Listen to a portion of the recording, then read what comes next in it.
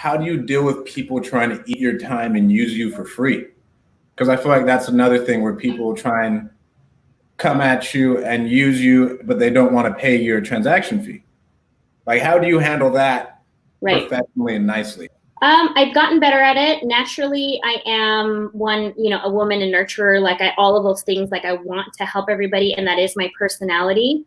But I've had to seriously do some personal work on myself to really realize what I'm worth and how valuable my time is. And once I got that into check and I was able to say, okay, like I can help you, I can do this and that, but when you're creeping in and paying me for one transaction, but we're going into 5 or 6 other transactions, I just have to be straight up with people and say, listen, I want to help you. I want to do this, but this is how I provide for my family. And that's something you can be able to relate on. You know what I mean? And then I have my paying customers. How do my paying customers feel if I'm taking that time away from them?